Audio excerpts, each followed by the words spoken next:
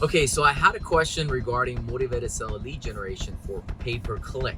And if you're not related with pay-per-click, is search-based intent where motivated sellers are looking for a cash offer now versus you prospecting them. So with that said, let's go ahead and detail out what are the main levers to optimize for motivated seller lead pay-per-click campaigns so you can improve your lead quality in your real estate investing machine. All that coming up and more. Discover how you can make $100,000 revenue without any advertisement cost part-time even with no experience. Get it now at www.wififlipsacademy.com. Link is in the description.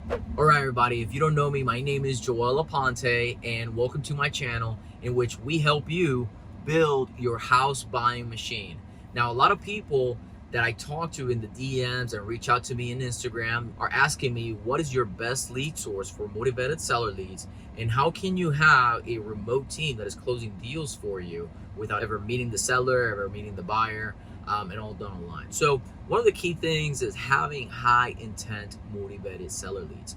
What do I mean by that? Maybe you're used to cold call. Maybe you're used to driving for dollars. Maybe you're used to downloading the list, going through data, the mojo dollars. And you know, although you can do that and that can result in deals, it's just very hard to scale.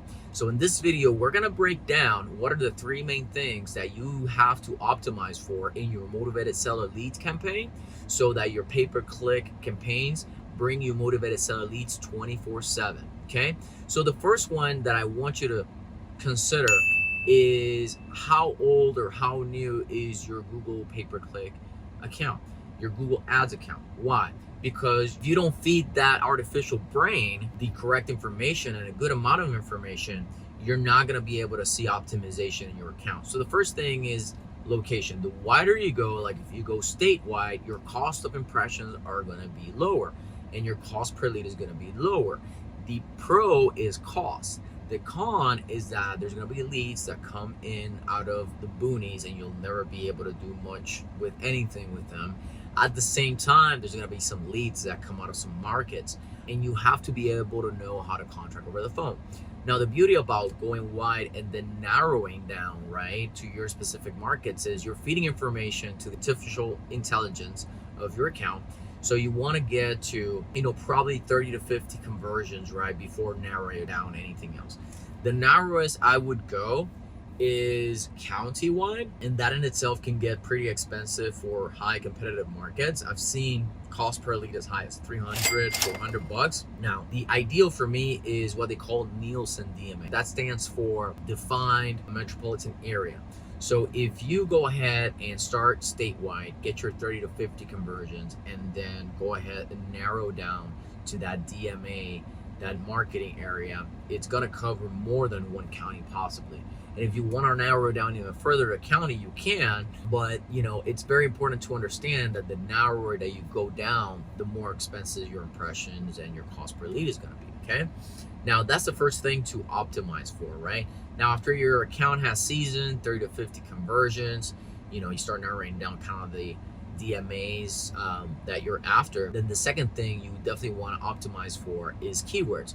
Now, I don't recommend you start out with a whole bunch of keywords. That is a no-no. You want to go ahead and start with one keyword, and ideally a long tail keyword. For example, like a sell my house fast cash, or we buy houses cash fast. A long tail keyword so that it shows motivation. If you put something that's kind of like we buy houses, although it has probably the highest volume of searches, it's also the most competitive, and you're gonna get a lot of tire kickers. So I recommend you go with something a little bit longer tail, even though it has less impressions, so that you don't end up paying a whole too much for that keyword. So we got location, we got keywords, and then the ad. The ad in Google pay-per-click is a keyword ad. So essentially what you write, and there's ways that you can add like extensions like pictures, phone numbers, stuff like that to make it more appealing and stuff like that. And that should help as well. But you wanna optimize for location, you wanna optimize for the keyword, and then you wanna put at least two ads competing to each other, and then just giving priority and letting the AI, which stands for artificial intelligence, you know, make room and get you leads and optimize over time. It is definitely a marathon. It's not a sprint, but it's definitely the best and straight path to get a motivated seller leads to come to you with search-based intent versus you following them. And it's very scalable. I mean, you can scale this to the moon and spend as much, you know, as much as you want to can. And those are the three main areas that you want to optimize for.